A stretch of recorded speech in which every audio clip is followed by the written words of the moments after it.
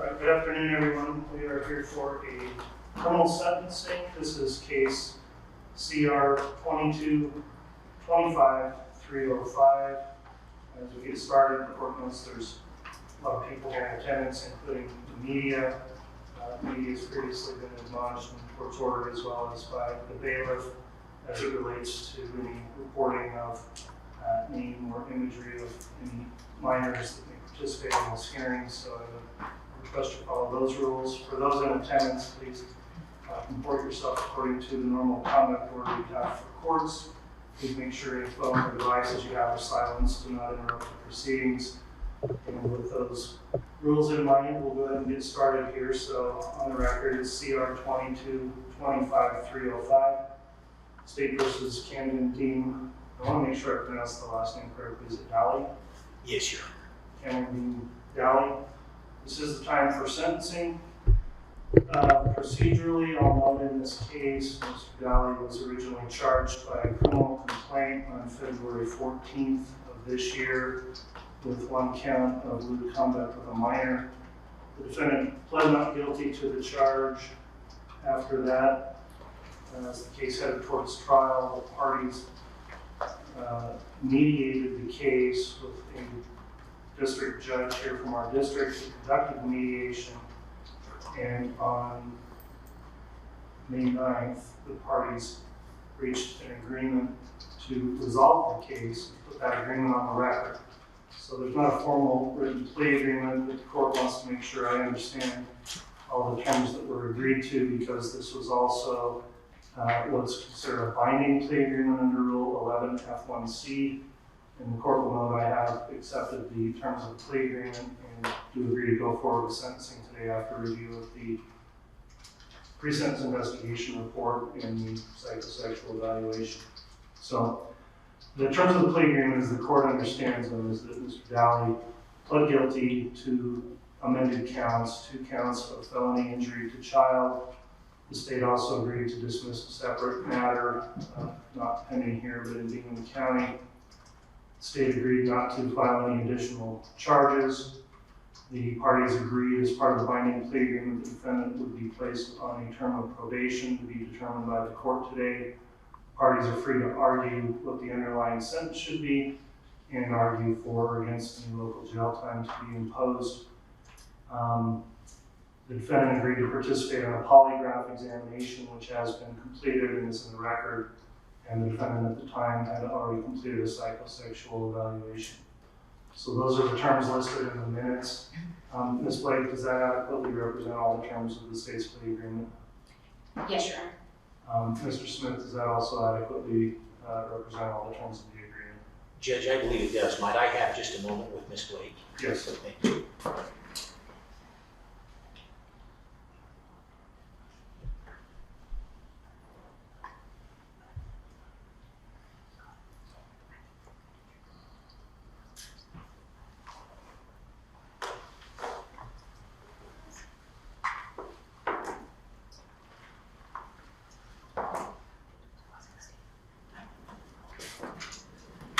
Judge, I think that is the agreement, and there might come a point when we're actually making recommendations that Ms. Blake and I inform the court of something, but other than that, we're ready to move forward with that. So.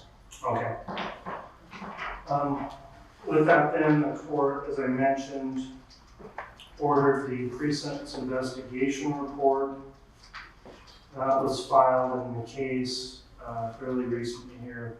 The court has reviewed that pre-sentence investigation report that was filed, and I intend to rely on that for sentencing today. Also attached were the polygraph records as well as the psychosexual evaluation.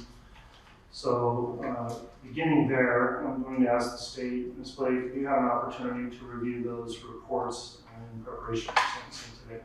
Yes, Your Honor, I have. The state requesting kind of amendment or correction to the reports.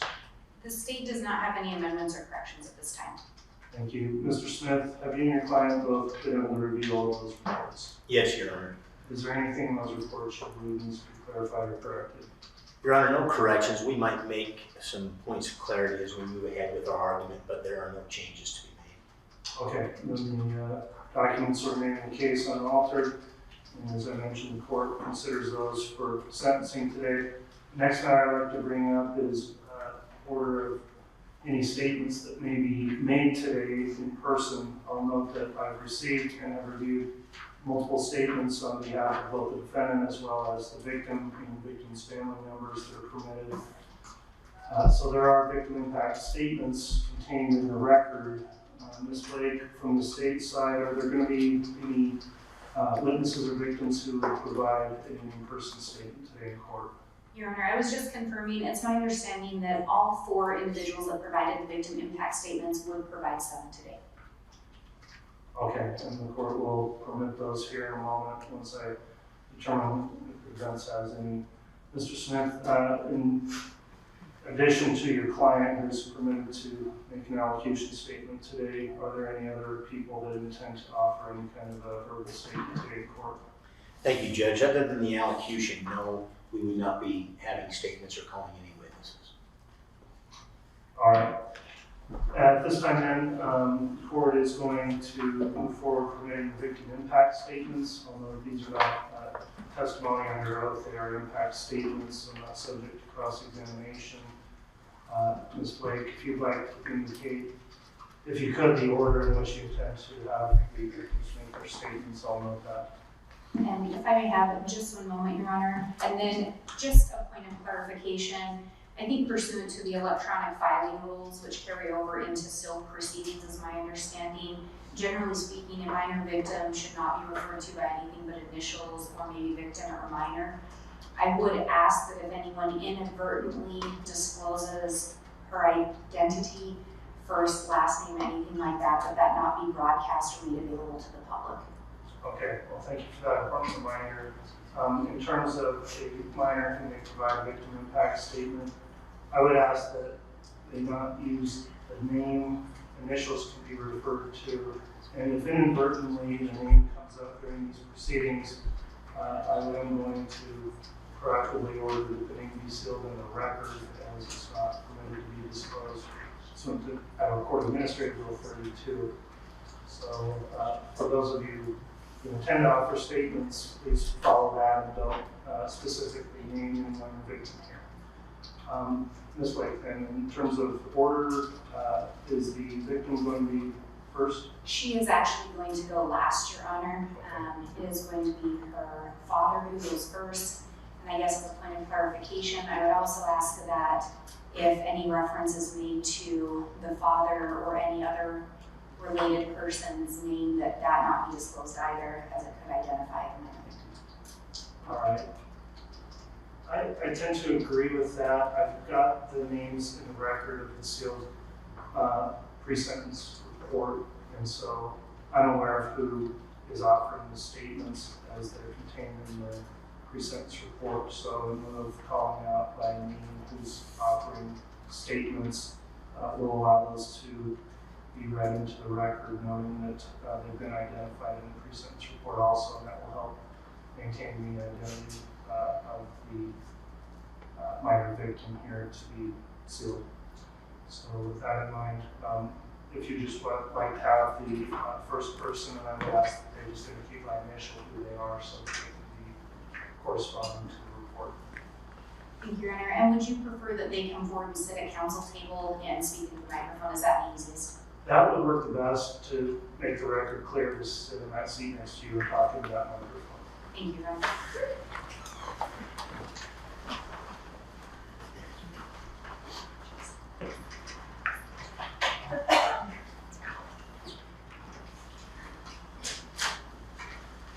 Sir, your initials, please.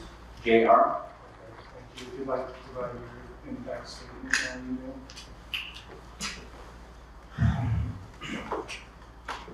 To the Honorable Judge Boyce, I am the victim's father. That sentence alone encapsulates so much. Something went wrong. Please try again. My daughter first told me of the sexual abuse she had suffered. I reacted differently than I ever thought I would have. Instead of blind rage, I was overwhelmed with sadness for my baby girl. I thought, nothing matters but her right now. Candon will face justice one day, instead of immediately going to the police, I feel like I allowed time for Candon's parents to accept and process this whole ordeal. Then hoping an attempt would be made to apologize and acknowledge the severity of what he had done. Instead, I was met with deafening silence. And to this day, not one member of the Dahle family has even acknowledged me during this process. I am fully aware that there is legal counsel being followed. I guess I just thought that if I was in their shoes, I would be apologizing profusely if my son had done these things. During the months of this process, I'm talking with her mother and my family members. I have had a lot of time to think about things. You see, she's my biological daughter. She has an entire other side of the family members who are not related to Candon. A woman very close to me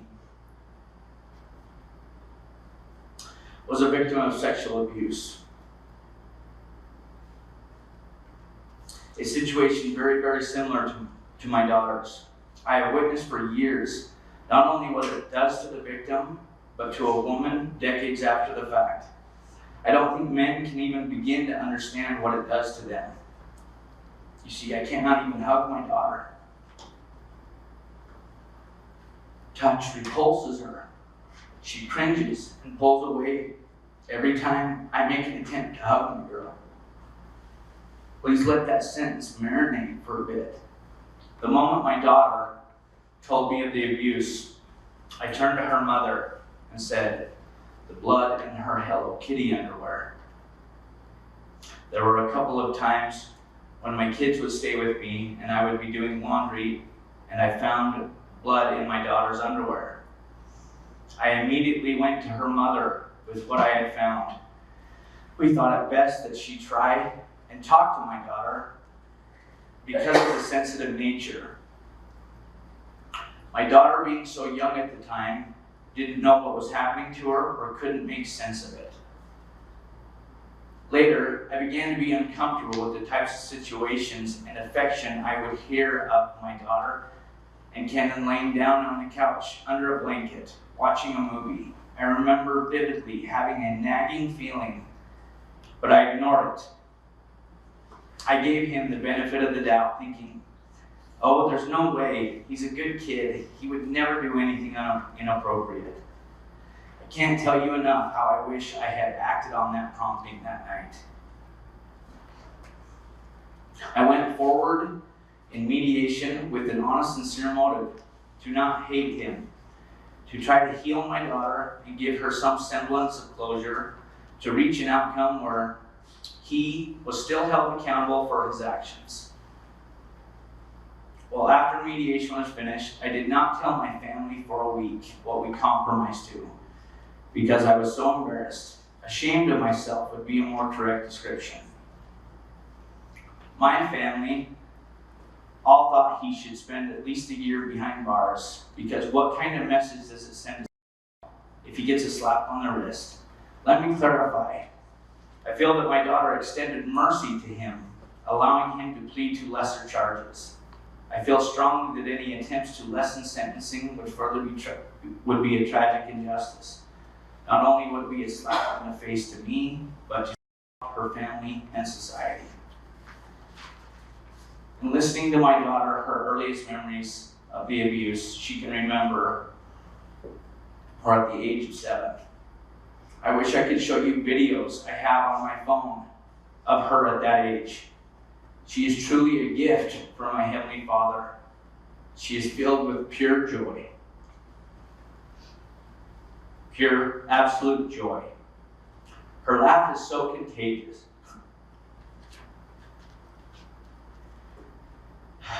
To think she had to endure a personal hell until the age of 12 years old, is at times too much to bear for me.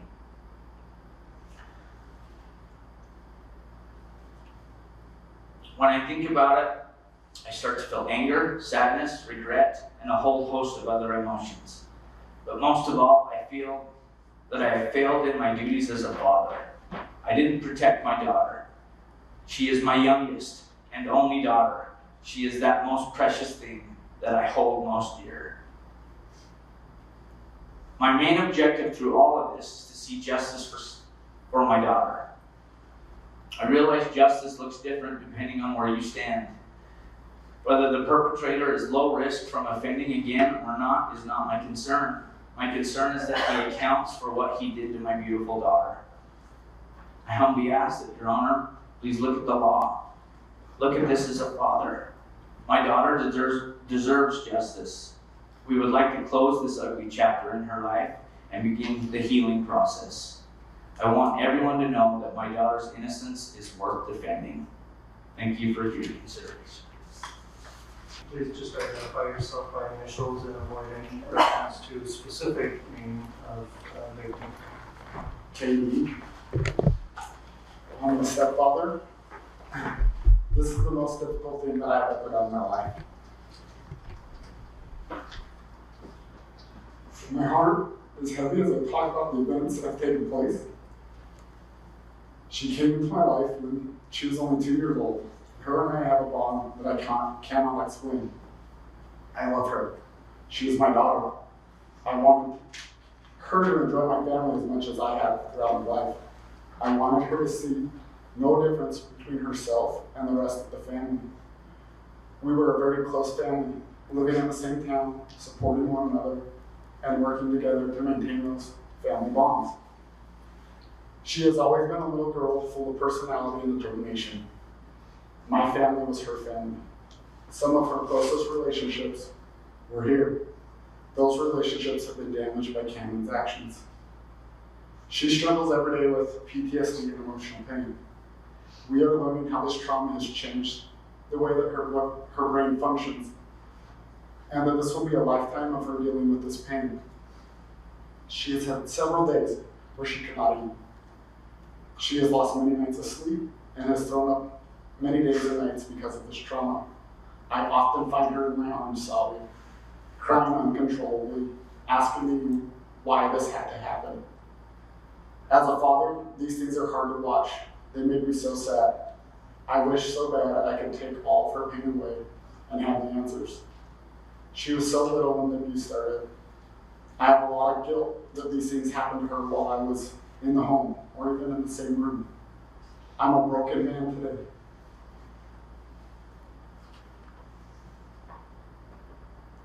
Since the disclosure for sexual abuse in the end of October, I've become a very different man.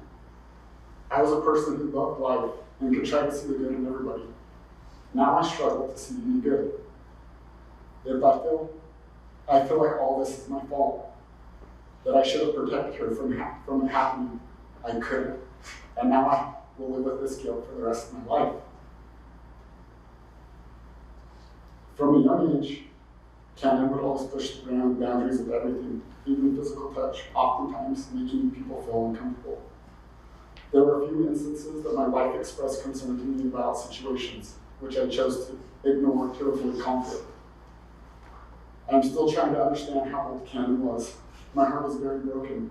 He is my nephew, who I watched grow up his whole life. We have shared lots of memories together, from being neighbors to boating trips and family dinners. I also coached him and had him in my class at school. We all loved him and supported him, all while he was sexually abusing my daughter. He sat in my advisory class every day through high school, sitting across from me, knowing what he was doing to her. This is the biggest betrayal to me. When I thought we had a bond that could never be broken, he did these things right in front of me, in front of all of us. Unfortunately, that bond, that trust, and my family have been broken by Candon sexually abusing my daughter. I love all the people Candon has hurt, and that has broken my heart. We are a family who lost both of our parents. We have tried very hard to keep our family together. We tried to show our children that these relationships are the most important and sacred relationships that we have. These relationships have been stolen from us by Candon. His actions have damaged so many different lives. My other children are also suffering the loss of their relationships with aunts, uncles, and cousins.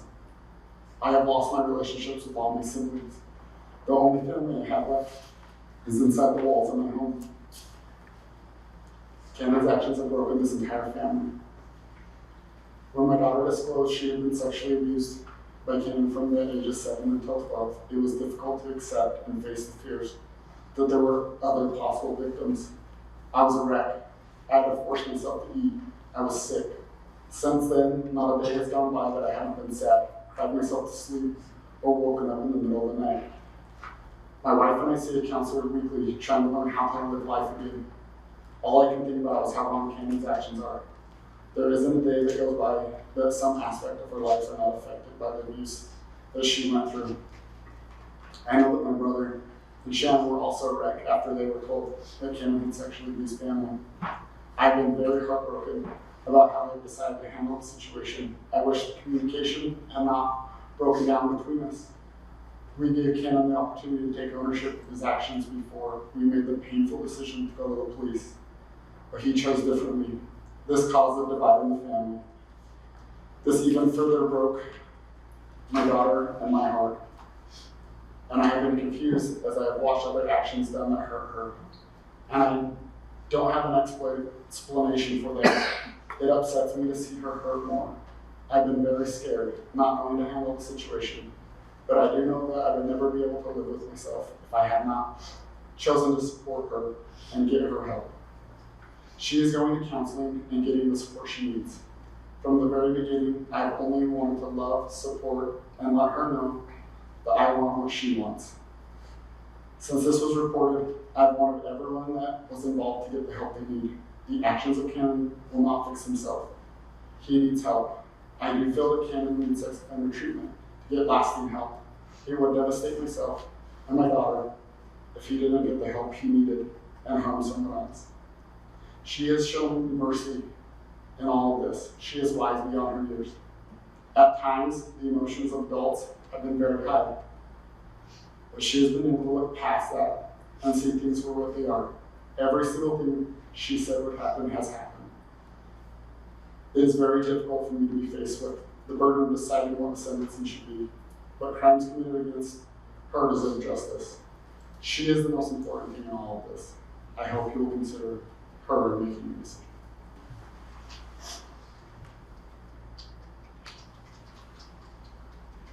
June 21st, 2010 was one of the most special moments of my life. My daughter was born. A head full of dark hair, fierce and full of light. I knew she was special. She gave me hope. As she grew, her independence and fire challenged me, but I embraced it. I believed she'd need these strengths to face the world, and I was right. A little over 14 years later, I would meet my daughter with strength no one should have to imagine. She told me that she'd been sexually abused for years of her tender childhood. As I looked at her face, I saw my little girl had been forced to grow up sooner than I had ever hoped, in such a cruel way. I will never forget the pain that filled her face as she said, "Mom, Candon touched me, and I'm not okay." We were filled with complete despair, rarely able to leave our home. I cannot even imagine how painful it was for her to carry on her own for 7 years. I now see I missed things.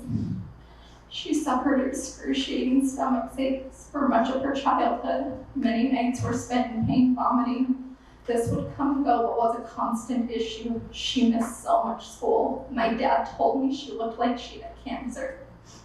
Pictures of her at age 7 are hard to look back on. Knowing this is also one of her earliest memories of being violated in her Christmas unicorn onesie. The stomach aches got so bad around ages 11 to 12 that we spoke with the doctor. She was embarrassed when it was chalked up to a blossoming body. Now as I piece together those painful nights were a child's body crying out from trauma, I can hardly pull myself up each day. The embarrassment she felt about her changing body, and now knowing that an adult man in college was defiling her then, haunts me. When she started menstruating, she didn't even realize what it was. Your Honor, imagine being a little girl and believing that pain, bleeding, and being touched in secret by someone you love were just part of growing up. I knew things weren't right. I asked if someone was hurting her point blank. She wasn't safe enough to tell me that. I live every day with the devastation of not recognizing what Candon was doing to her. By December, we could no longer hide that something was very wrong. We told Kenny's sisters. Soon, fears there could be other victims was addressed. This broke everyone. It was decided Candon's parents had to be told as he was coming home for the holidays. He never missed an opportunity to family gatherings. With this, I realized how many had avoided and how many more she endured as Candon shamelessly violated her. The pain Kenny endured as he and his sister prepared to tell their brother Corey was crippling.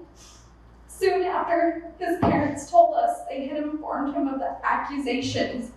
They asked for what they called a Hail Mary to beg for a plea deal if reported. I begged them instead, do the right thing, report it, remove that burden from my daughter. In the weeks that followed, the family began shifting. There was pressure to handle it privately and an influence to feel worse for Candon and his family than the victims. Life began moving on for them, but not for us. And Candon, no apology, no remorse, not a single word. Then came social media posts. Candon enjoying life with his girlfriend, pictured with children. Spent much of her days crying in her room. The puking returned. I slept with her. She can no longer attend school. And she finally came to the realization of what I knew. We had to move forward. If Candon had shown any remorse, things may look different today. Finally, I walked into a detective's office with my daughter. This was so painful for her.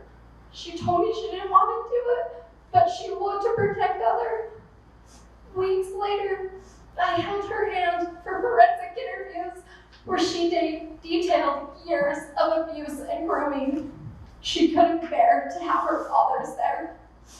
As a mother, nothing can prepare you to sit alone while strangers explain awful things done to your baby. Many done while you were in the same room. Nothing can prepare you as they explain how painful it was to her every single time.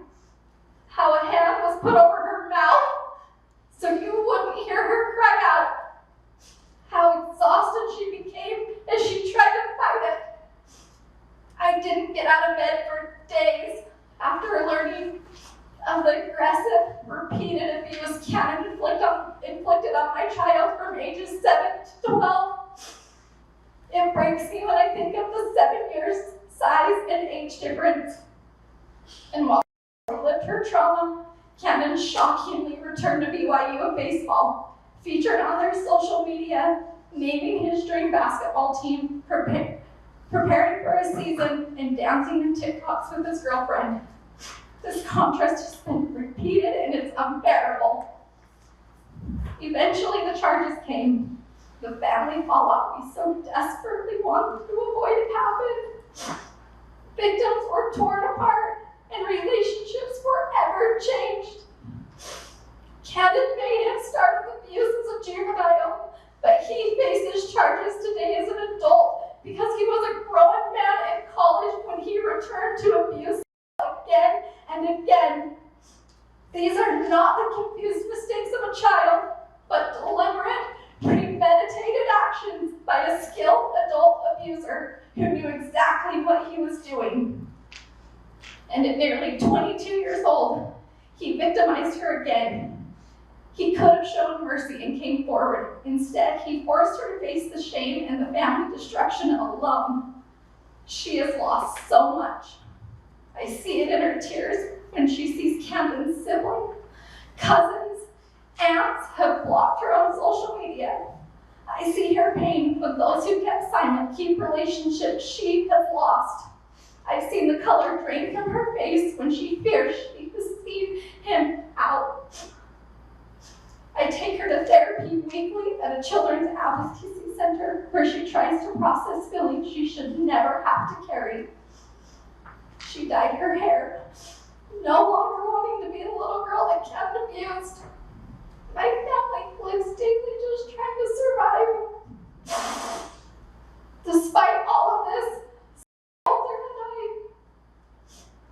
I watched her show up, even while carrying this pain. I watched her extend so much grace. She faces the world and the truth, and I want her to know you will never be defined as the girl that Candon abused. Because long before that, you were the beautiful daughter of God I held in my arms. Your purpose is great, and no single person or thing that happened to you will ever be above those gifts that God placed in you.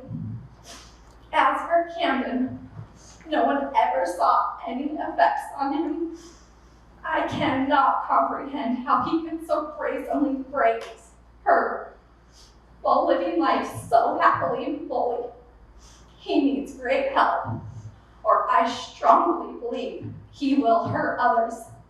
And more horrifying, I know the lengths and the resources his family will use to protect him. I strongly believe he needs help outside the place he was most empowered to violate his victims, his parents' homes, surrounded by family. Today, the burden he inflicts must be placed where it belongs. Candon, you will carry it now forever. Your Honor, my daughter is unbreakable, and even he knew that. He knew better than to go against her in a trial. Immediately following an emotional mediation, anger was expressed that misdemeanor charges weren't offered, and it was stated we betrayed. I had just watched my daughter express the devastation she would feel if the charges were reduced.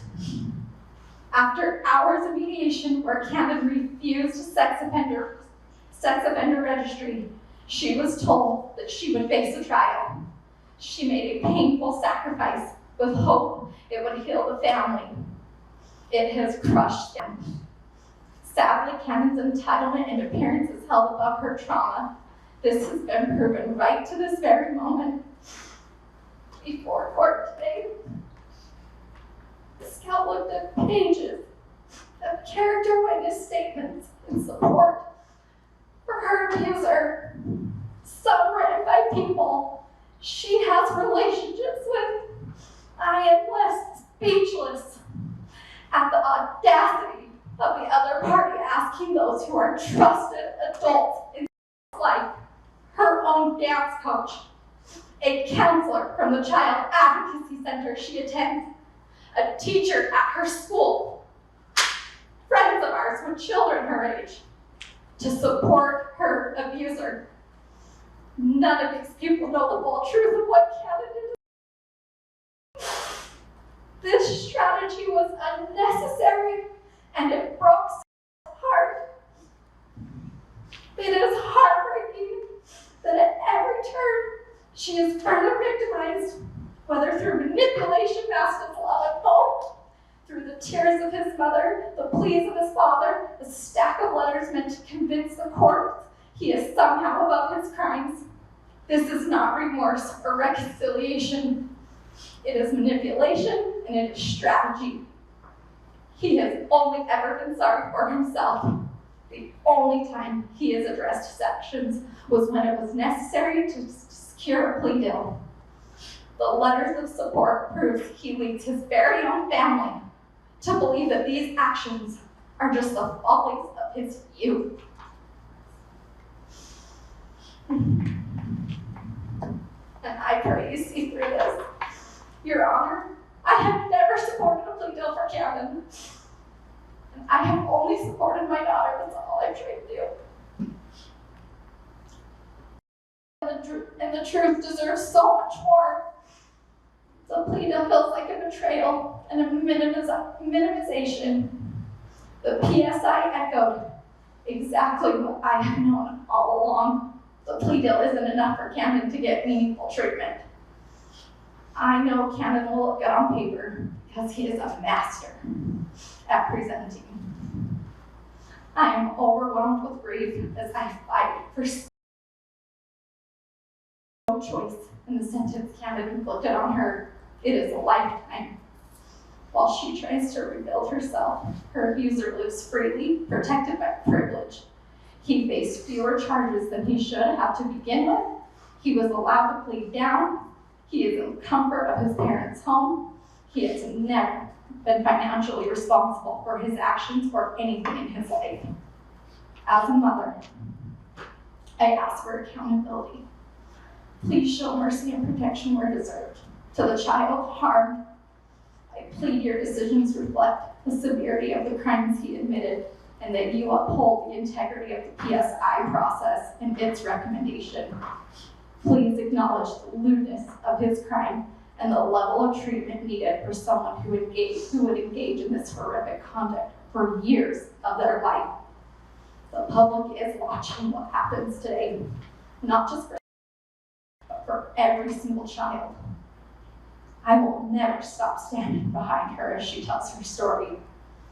I pray that when her story is told, it includes a justice system that did the right thing, that stands on truth and uses the order of law to protect our most vulnerable and valuable, our children. Please, Your Honor, listen to her and be the trusted adult that victims hope for. Thank you to those who have stood by me and have shown her that her voice matters. We will never forget you. Judge Boyce, please, we ask you to do the same. To show justice in your courtroom is grounded not only in law, but in protection for the children it stands to defend. Please, I ask you to listen. Please listen to our brave daughter.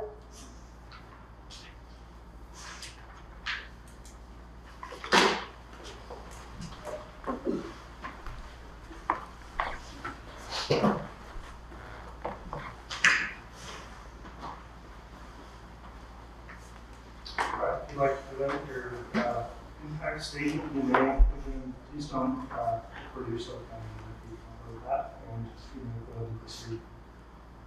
Your Honor, I want you to know that one of the things I've always wanted to do is to confront my abuser, Candon, and tell the truth. Today, I'm able to do that.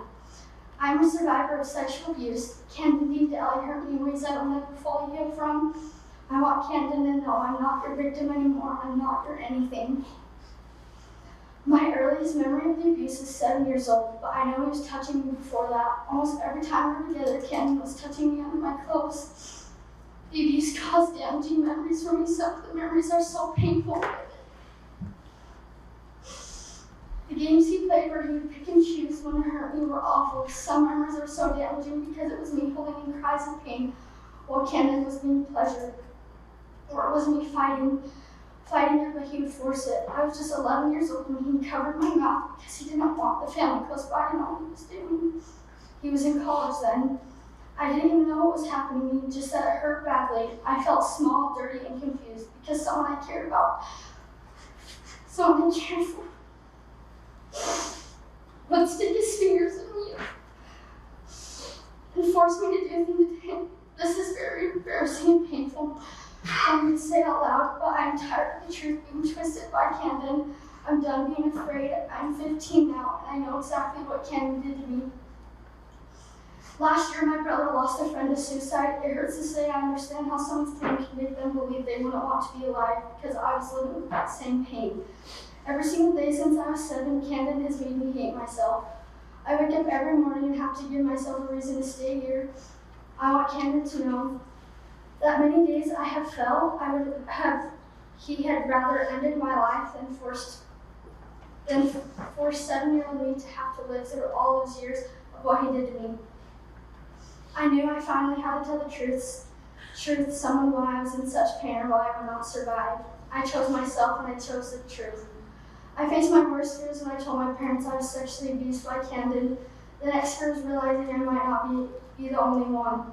Then his parents found out and did nothing. Another fear when they told him, but he just went on. Then I was horrified when I saw his girlfriend posting pictures of him with other little kids after everyone knew he went back to school at BYU, and I was in disbelief that I was allowed to figure this out all on my own.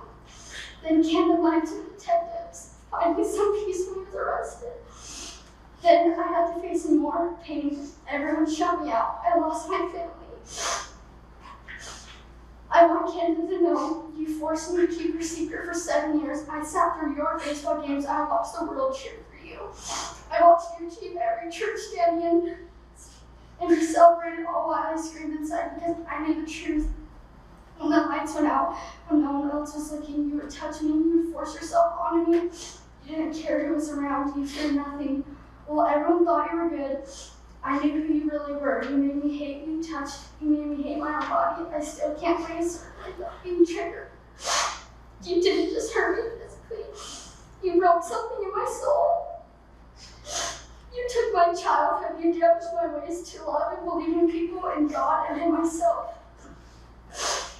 I can never fully explain the damage that was done to me.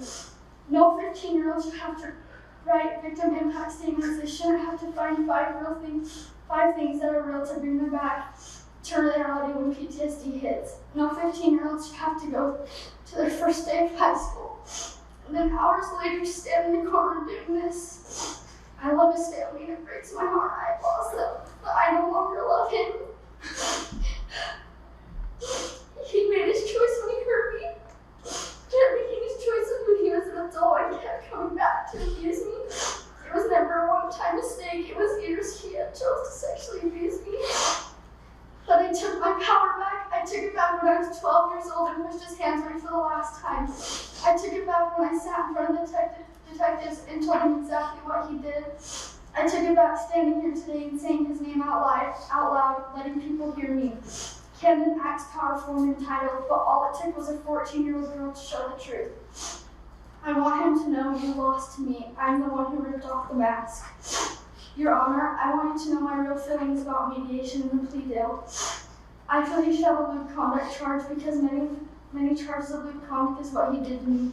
I feel that Candon should be a registered sex offender because it scares me for him to be around little kids. I believe I'm not his only victim, and it breaks my heart. It makes me sad. Family still hides his secrets. At mediation, I felt pressured and scared.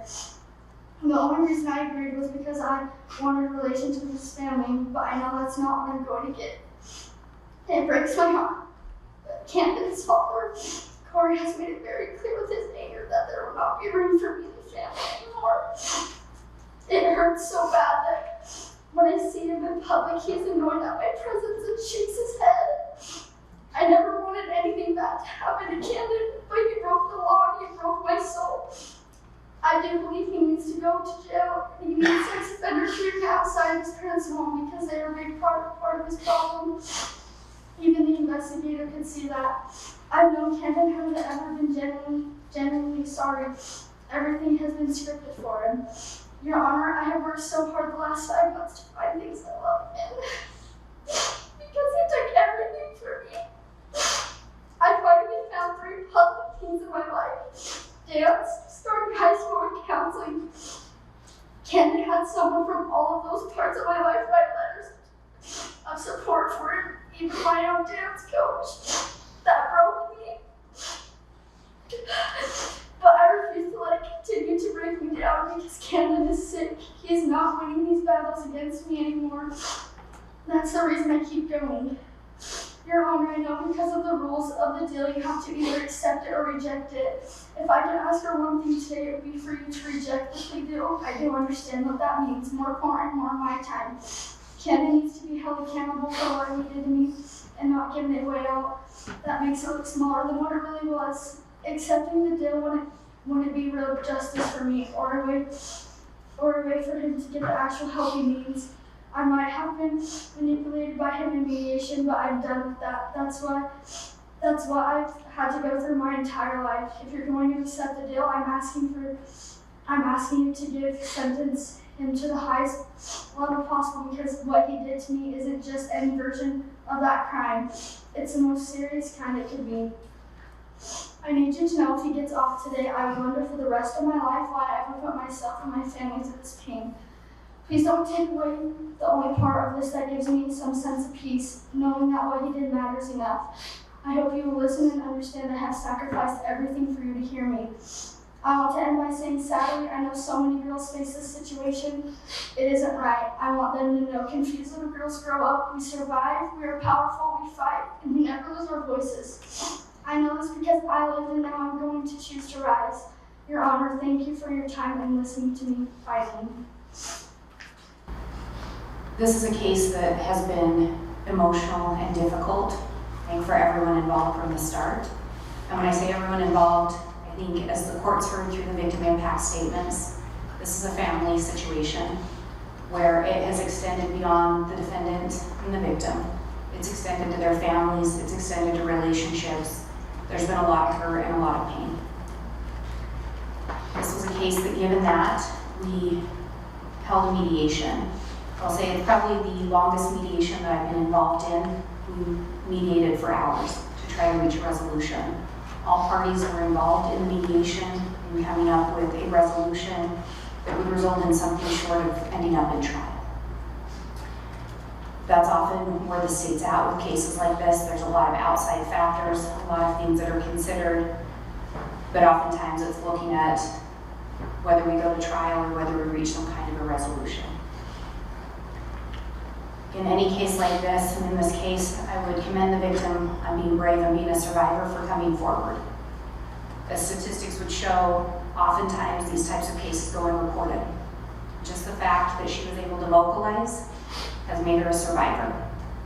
It shows her strength and her courage. And unfortunately, too many people could maybe feel for what she's going through. But a lot of us will never fully understand the pain. We'll never understand the strength that it took to come forward and how impossible things probably feel at times. As I've said before, the state recognizes that unfortunately we can never really fix the pain. We can't do anything to undo what's been done. I think in this case, there were a lot of letters written in support of the defendant. I'm sure the court has reviewed those. As I reviewed them, what came to mind for me is a person can be good in a lot of ways. A person can have a lot of great qualities, but they can still have another side. They can make bad decisions, they can make bad choices, they can make those kind of choices that destroy others' lives or cause other people pain, great hardship. One person's hero can be another person's monster. And I think that's what we're hearing today. We've got a lot of letters that I have no reason to doubt what those people are saying is their perception of Candon. I have no reason to doubt that they believe those qualities exist. Those qualities may even exist, but I think what the court has in front of it as well is another side of Candon. A side that was hidden from a lot of people, and a side that's been brought forward today by the victim as to another side of him. I can't imagine how hard it is for a victim in a case like that, and then to maybe even make it worse that they experience some of the good qualities of the defendant, that at times maybe there were happy times, there was laughter. I don't know how one goes about reconciling those feelings of the absolute betrayal and hurt caused by someone that maybe at other times there were joyful moments with. As I mentioned, in this case, it's extended beyond just the victim and the defendant. The defendant's actions have torn the family apart. The hope is that at some point, maybe as a whole, the family can begin to heal and have some reconciliation between at least some of the members of that family. I think the court heard today how hurt the victim is and her loved ones at the way she's been treated and felt ostracized as people have chosen to support one person or the other in this case. And I can't imagine how that has exacerbated the feelings and the pain to feel like the perpetrator, the person that committed these acts upon her, is being supported by people that she thought would love and support her.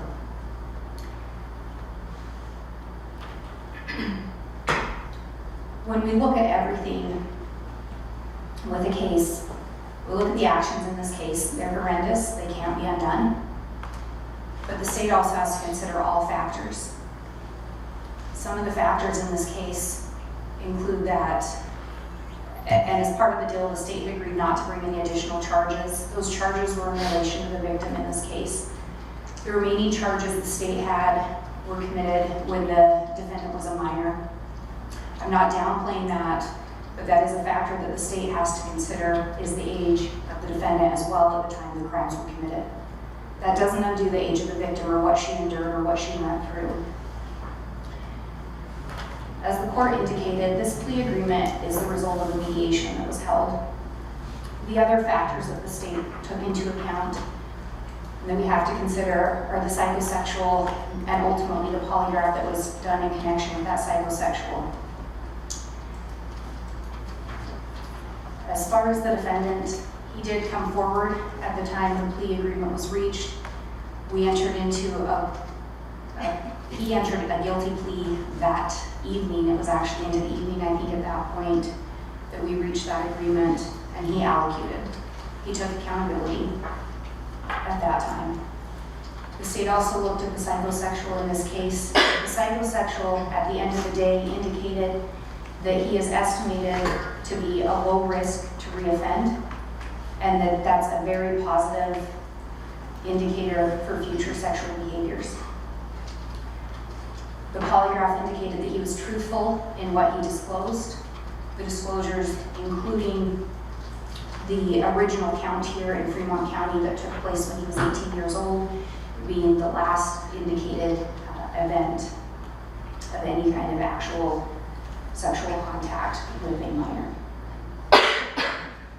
We also took into account the polygraph indicated that he was being truthful with relation to no events since that time.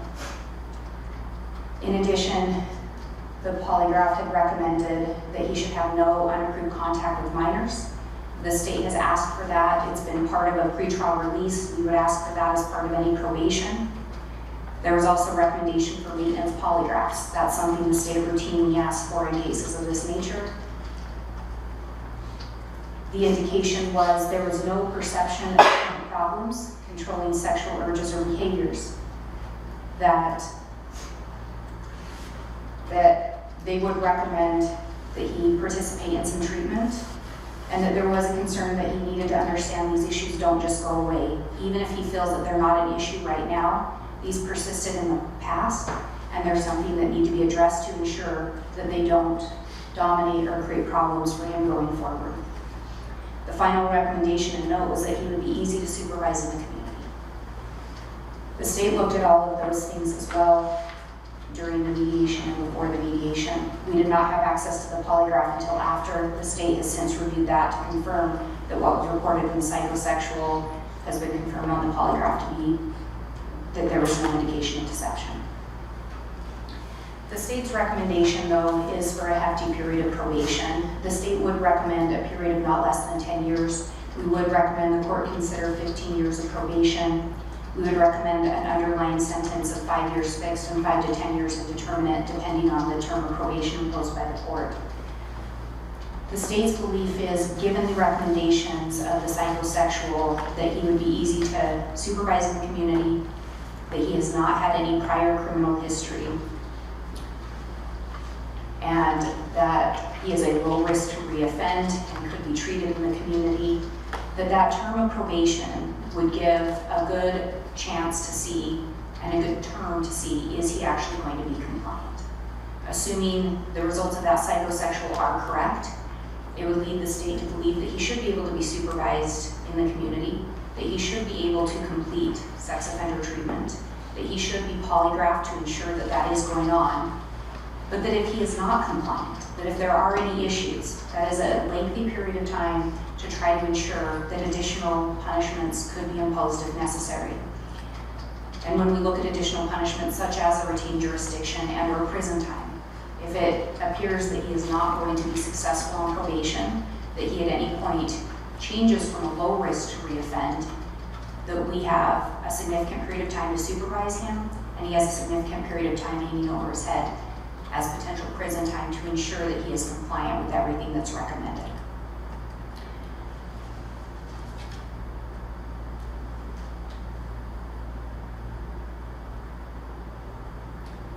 In addition to that, the state is recommending some local incarceration. There is, I think defense had a notation, the state had indicated we would recommend 30 days. I, full disclosure to the court, do not have a note on that. I think a recommendation from the victims today would be at least 60 days incarcerated, if not more. So the state would recommend 30 to 60 days of local jail time be imposed at this time as well. In addition, there is a no contact order currently in place. The state is going to recommend that that be extended and remain in place for the duration of any probation, or so long as this case is open and it can remain in effect. I believe the victims are also requesting today that that be extended from 300 feet to 1,000 feet as far as any contact distance. So we would make that request of the court.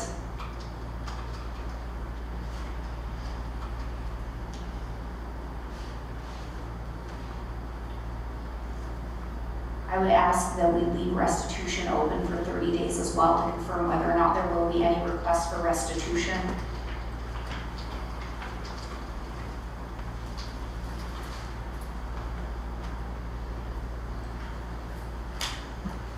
And again, I think oftentimes in a sentencing, the focus is oftentimes on the defendant, what's an appropriate sentence, and as I indicated, the state's also required to take that into account. We have to consider the whole picture.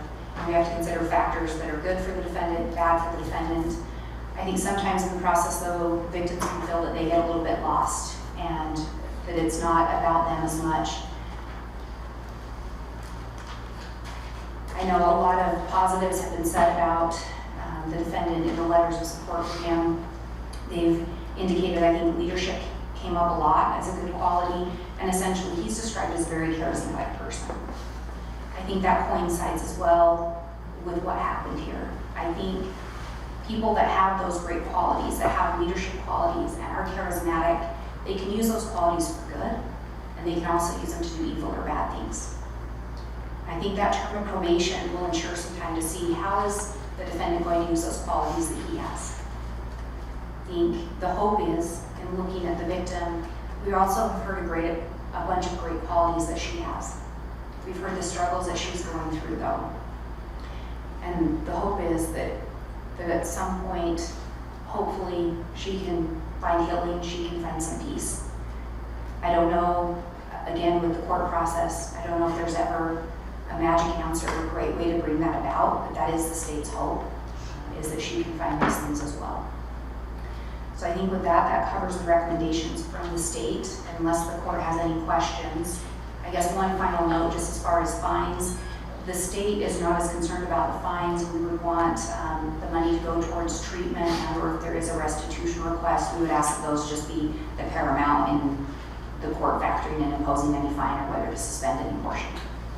Your Honor, thank you. Well, it's been stated, and this is obvious to everyone who's here, these are very difficult situations, difficult cases. There are a few things, though, that I want to mention to hopefully help the people that are here. You know, a lot of people come to the justice system for the first time when something like this has happened. Unfortunately, we don't get a lot of viewers at the courthouse who come and really educate themselves about the people who work in this system, about the hard effort that goes in to get it right, about how justice is meted out. More or less, I think people in the community are more like it was back in the biblical times, I guess, if you believe in that, when Solomon was there.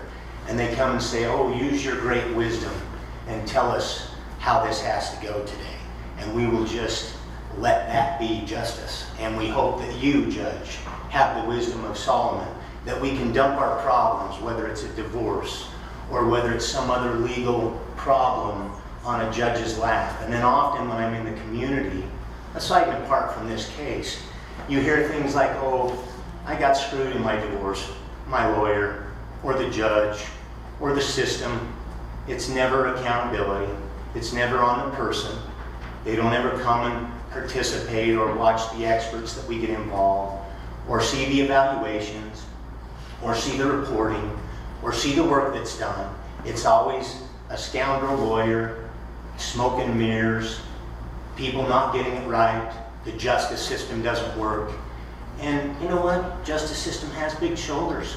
We got to take all that because that's really where the community is on a lot of this. But not many people come and educate themselves about the system.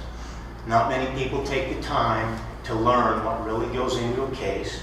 Not many people learn what a judge has to do to prepare for a case like this. Or what we attorneys do. We just show up and make a 30-minute argument, right? That's the way it's done on TV. That's the way people think this is done. Wrong. It's just not that way. And anybody who comes to court this day or any other day or never makes it to court and thinks that that's the way it's done, we need more civics lessons, in my humble opinion. Now, let me start with why I think that's my starting point today. This system can't be perfect. This system can't protect a defendant's rights when the power of the state comes to grab one of us, and we've all agreed that the Constitution is the right thing to grab onto, because we used to have a king that could throw us in jail for wearing the wrong hat. Maybe we're going to return to those days, but for now, I think the rule of law is still here, and we still have to rely on facts and evidence and procedure and many things that get us to where we are to hopefully get the best outcome that we can get in these situations. And why does that matter to people that are here, to victims? Because I've heard a lot of things today about the fact that my client or his family didn't reach out or didn't apologize, and that's just not where we want to be. That is one of the failures of the system, and this is the heartfelt to the victims, that when a case like this starts, it's not just about legal counsel saying, no, don't go apologize. We're under ethical rules, we're under court orders, we're under things that mandate that for their protection, that we not reach out to them through third party, or through family members, or through Candon with an apology. It's one of the things that is the hardest for me in a 30-year career, coming to court and constantly hearing from victims that either because of their lawyer or because of something, there wasn't an opportunity for us to have the apology that we expected to get. And it's true. The system doesn't allow for it. Until this day, the system doesn't allow for us to come and deal with the responsibility that has to be taken. And at some point, my client's going to be given the opportunity for the very first time to address the victims. Now my guess is when he apologizes, there will also be some suspicion about whether it is sincere. But here is what I can tell this court from the day that this family walked into my office, and I've represented thousands of people in situations like this. I just know this, that our dictate from them was, we love our family, we are sorry for what happened here, he is going to take responsibility for what happened here, but we also want it to be factually correct because there's a whole whirlwind of things out there that are being said that aren't true as well. So as long as we can accept responsibility for what's truly there and hopefully work within the scheme of the family that we love, and they're still hopeful that down the road these relationships on some level will be good. I've seen many of cases that I've been involved in where that can happen, but not until responsibility is taken, not until punishment's meted out, not until these things have to be dealt with in this situation. And that's why we're here today. But Judge, there's certainly been some things said that just aren't true unless we haven't been given the discovery for it. My client did not come back as an adult male from college and perpetrate again and again and again and again. If that happened, where are my police reports? Where are the statements that say that that's what happened? Where are the charges that say that that happened? Here is why this point has to be made, even though it is an inconvenient fact. If you look at the evaluation that was done by the psychosexual evaluator, who is very qualified to make these decisions, and then it was verified by the best polygraphs that we could find. Not a polygraphist that we find to say, oh, make this go away or make this happen. No, somebody who is certified and approved by the courts and respected, and we found that person in Boise that law enforcement uses, that is well respected, so that he could do the follow-up examination to make sure that Candon was being honest in that evaluation. Now let's look at the evaluation, and this is the crux, in my opinion, of why we've reached the agreement that we've reached. This conduct started when my client was very young. That does not excuse it. That does not take away the pain that we're all here for today. But I am unaware of a person anywhere, and especially those who are experts in the field, that would not say that many, many times when these things start with adolescents like that, it is different than if I'm standing here with somebody who was 35 and kept doing this to a child. We have to recognize how this case came about. And when you look at the conclusions in the psychosexual evaluation in the last paragraph, it states, no sexual interest in children was noted, and here's why.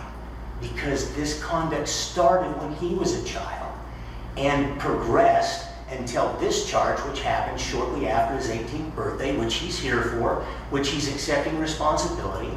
And then the evaluator goes on to say something that's very important that I hope everybody can understand today, and it's this.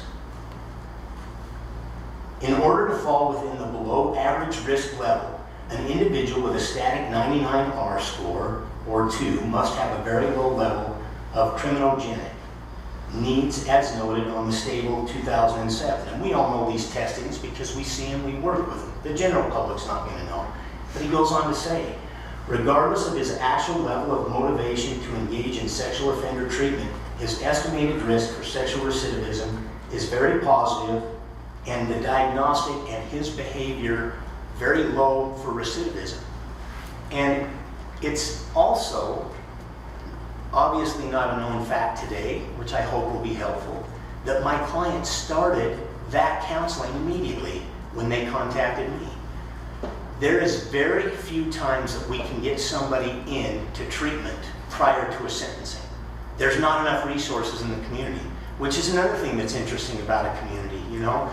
We want you, Judge, to order things and to fix people, but do it on a dollar. We've got a state that doesn't want to put funding in that. I never see constituents on the State House stairs asking for funding for these kinds of things, but you need to make sure that it happens.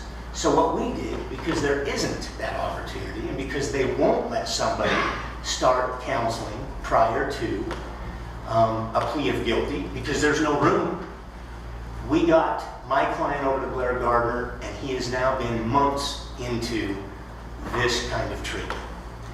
So let's just be very clear. My clients didn't sit on their phones. They didn't do nothing. They didn't not give an apology because they could. These are all things within the system that have worked the way they're supposed to, that have been done, and conducted in a way to try to make it easier on the victims. We have had no contested hearings. Not once has anybody had to take the stand under cross-examination and have the unfortunate scenario of having that happen. This has all been conducted in a way to try to get through a very tough situation without those things happening. But if I were to understand most of the statements today, it's just been the opposite.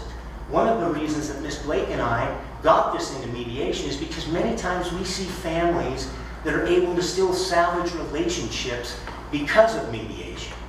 So I just want to dispel for anybody in this room today, there has been nothing in this case that has been done without the goal of looking to try to do this within the system in the best way for the victims primarily, and secondarily, so that my client could take responsibility for what he did, but have it understood that 98% of this conduct happened when he was a juvenile as well, and the charge that you're sentencing him for today was when he was 18. And I think you can tell by my argument that we're not trying to soft pedal that, but it's a reality. It's a fact. It's all that I have in the discovery. It's all that I have in living this case for months. It's all that I have in a PSI. It's all that I have in a polygraph. It's all that I have in evaluation. And I'm willing to lean on those things, knowing the work that's gone into it, rather than some statements that, in my opinion, are not accurate. And that's what I think justice is about here today. Now, that being said, I think for me, and a recommendation to you, it is this.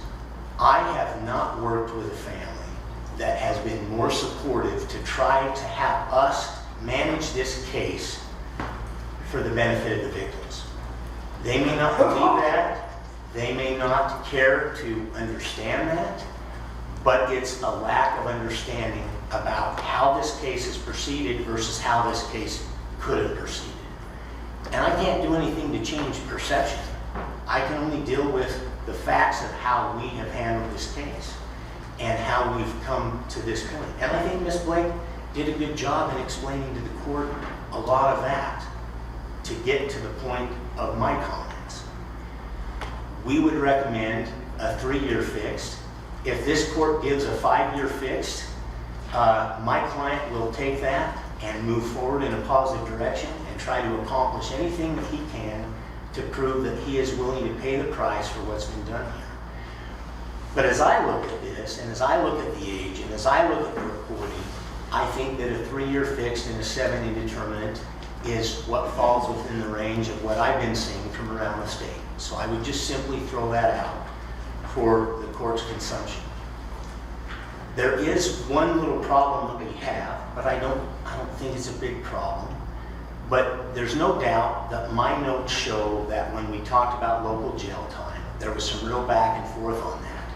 And there was a locking in, my understanding of, that the court would be locked in to no more than 30 days. My client has served 7 when he was arrested in Utah and brought up here.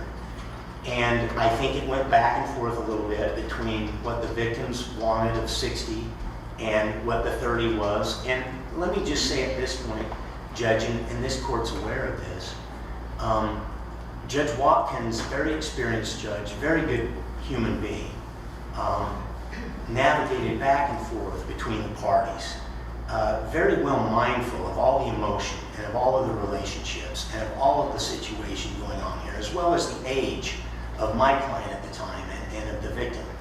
And I think there was some real understanding in the back and forth. But in the last back and forth, it had to do with that local jail situation. I don't want to put this court in a tough situation, but normally we would have had time to put the stipulation in writing.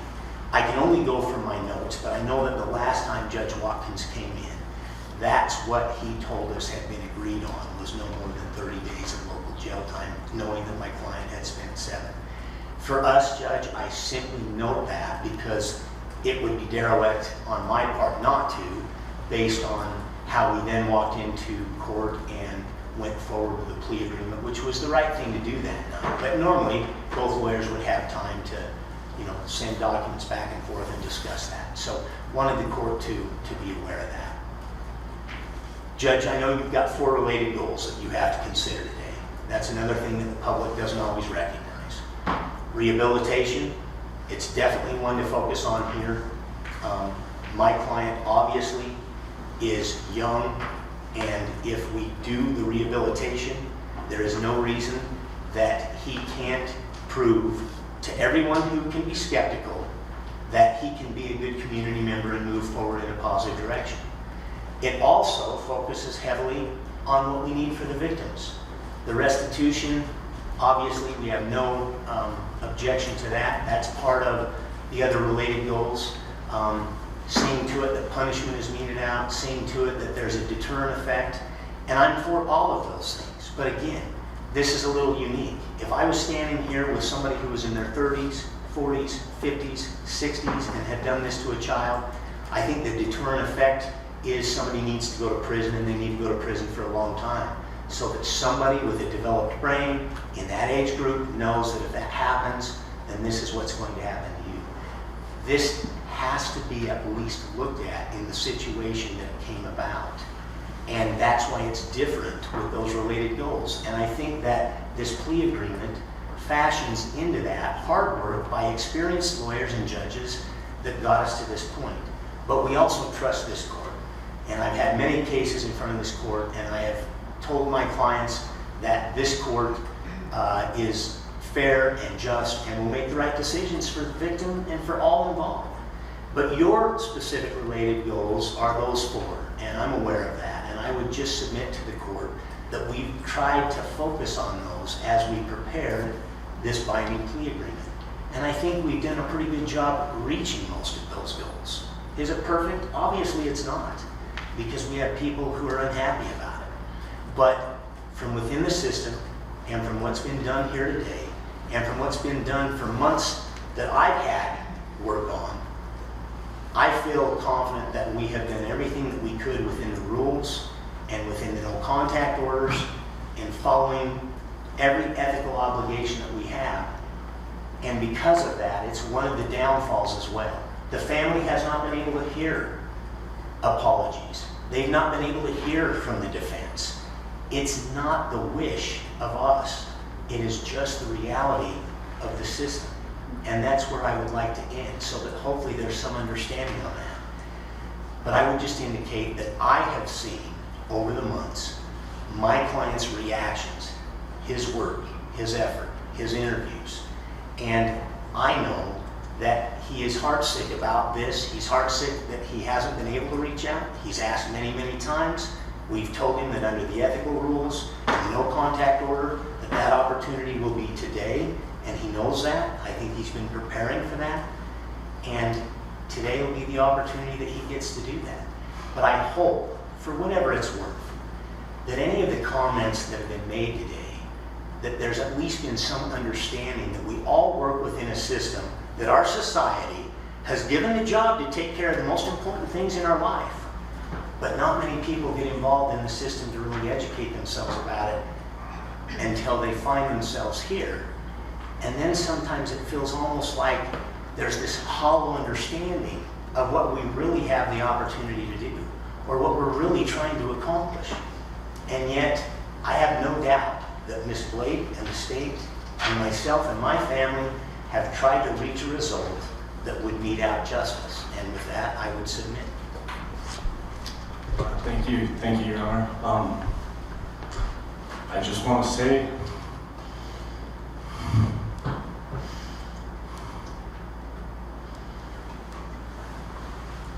to the victim and the victim's family, my family,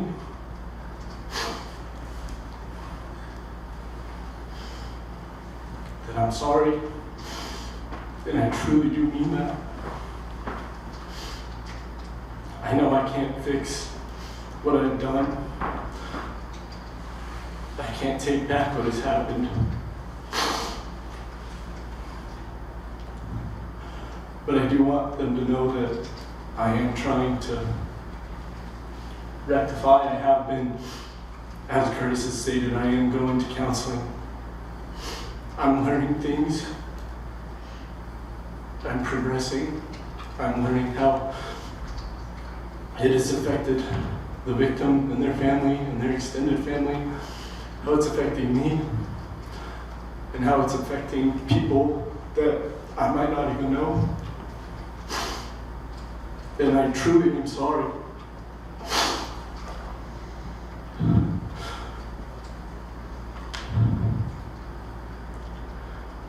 I want them to know that I know through all of this has been hard, that I still do have a love for their family in my heart.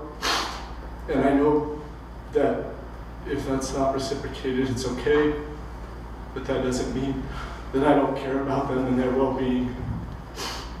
And I wanted that to be known today. Thank you, Judge. Thank you for your comments, Mr. Dahle. Mr. Dahle, are you fully satisfied with the representation you received from the attorney? Yes, Your Honor. The court will proceed with sentencing then. I'll note first off, based on your pleas of guilty that took place after that mediation in May, court is entering judgment for 2 felony offenses as contained in the information that was filed. Count 1, felony injury to child, and count 2, felony injury to child. You're convicted of each of those counts.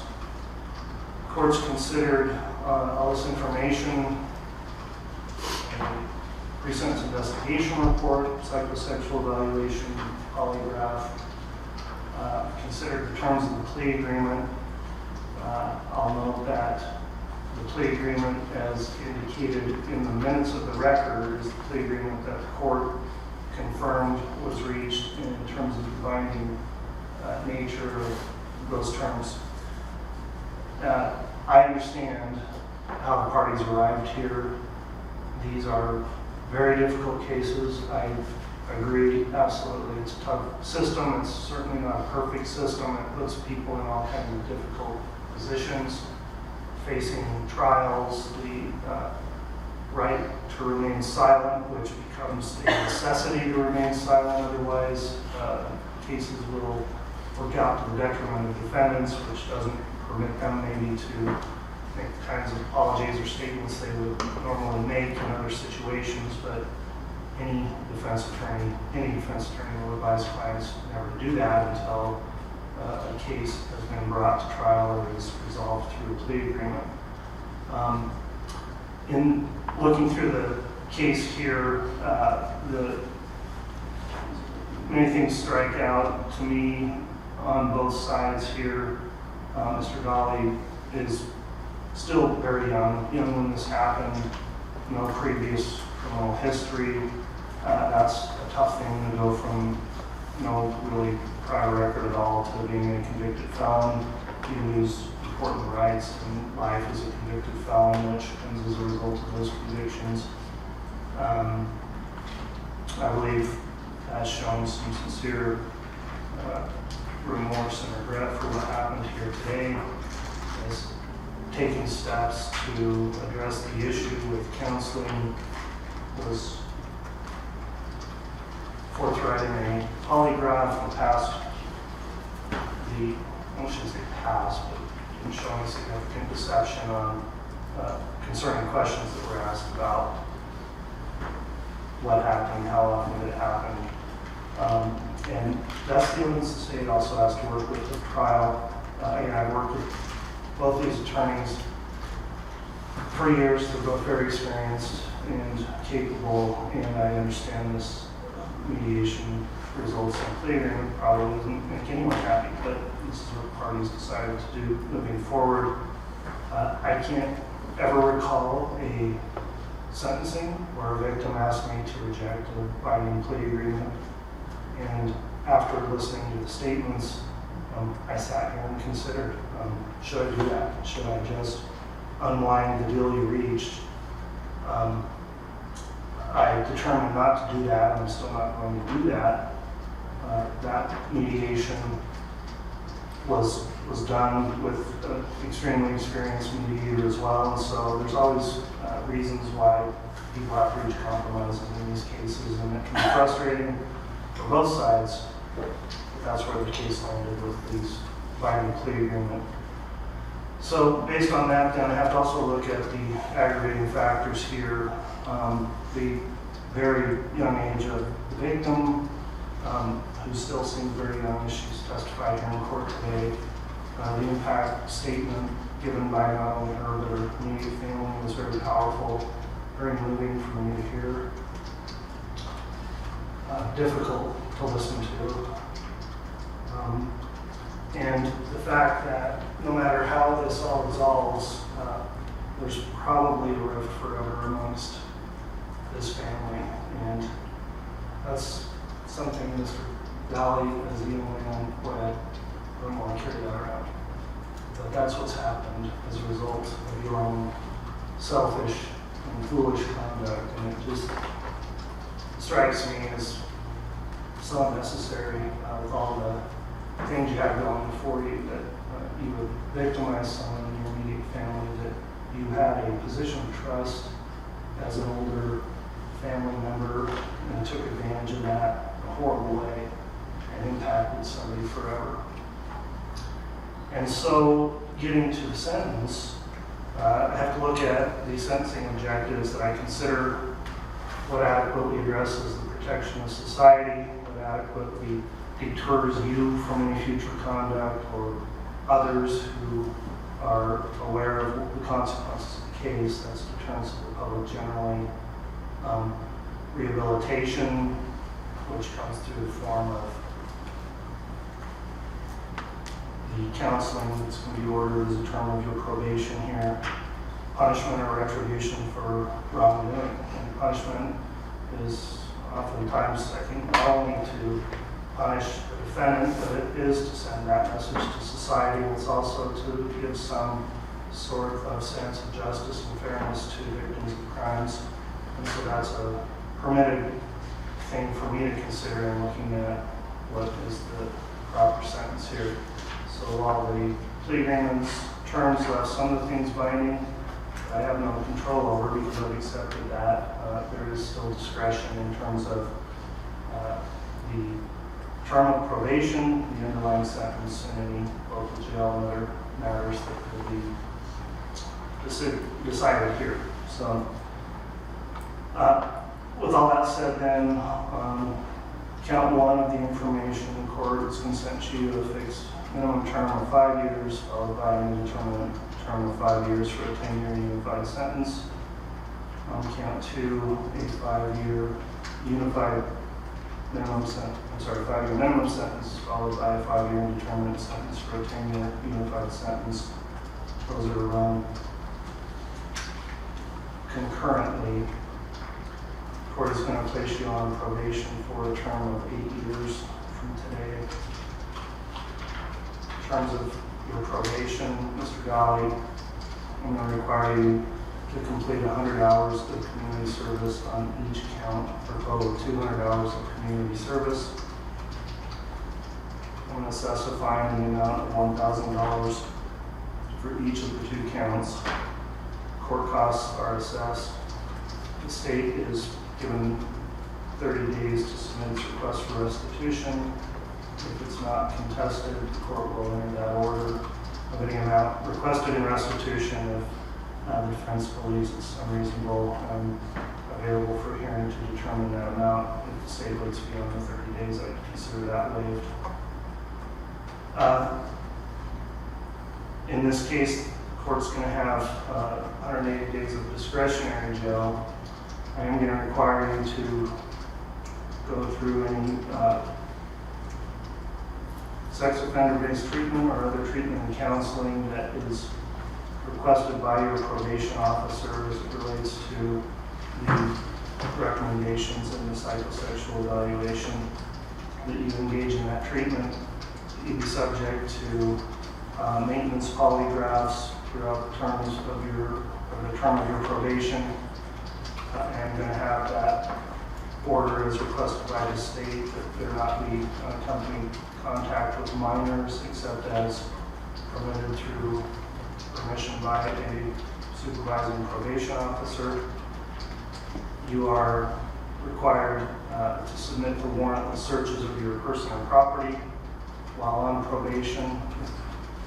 Law enforcement, including probation officers, request that.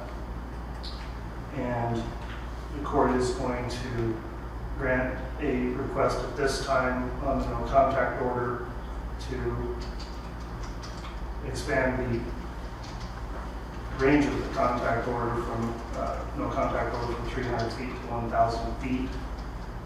At some point, if that no contact order, well, I'll just say in the future, that could be modified by a request, but I'm going to put that in there for now. And the no contact order to remain in effect through the term of the unified sentence, which would be a 10-year term at this time. And then finally, the court considers the issue of local jail. And when I consider all the factors here, I think it's absolutely necessary that local jail be served. I maybe apologize in advance if there was a misunderstanding about an agreement on local jail. I don't have any reason to doubt Mr. Smith's representation that he believed it was a 30-day agreement. The record that I have in the court minutes does not indicate that. And quite frankly, I think with a 30-day recommendation, most likely I would have rejected this plea agreement. And so, Mr. Dahle, you gain a huge benefit through the plea agreement of not having to be a registered sex offender. That is a considerable benefit to you going forward, which you were clearly facing given the facts of the case. And with that in mind, the court does feel like in order to address justice in this case and for what occurred given the young age of the victim, given the time that transpired between the two allegations when it occurred once in count 2, 2018, again in 2022, and the fact that that was somebody that was somewhat in a position of trust with you and the circumstances in which it happened, the court is going to require you to serve 180 days in local jail with credit for time served. And I will indicate I have really thought a lot about what's an appropriate amount of time, and that's just the best I can come up with given the circumstances of the case. So the court is going to remand you in custody of the sheriff for service of that jail. Starting now, you will be given credit for time served, and that is time to be served in one single stretch of time, so 180 days. Mr. Dahle, are you willing to accept probation on all of these terms? Yes, Your Honor. All right, that will conclude the sentencing in this way. Is there anything the court didn't address or I need to clarify? You have 42 days to appeal from my judgment. If you believe it's an error, 120 days to file. It's called a Rule 35 motion. If you want to seek a reduction in sentence, Mr. Smith can further advise you of those rights. With that, then the court is going to have Mr. Dahle taken in custody for service with the local jail. Once you're released from jail, you'll need to comply with all those terms and conditions of your probation. And that will conclude the sentencing today.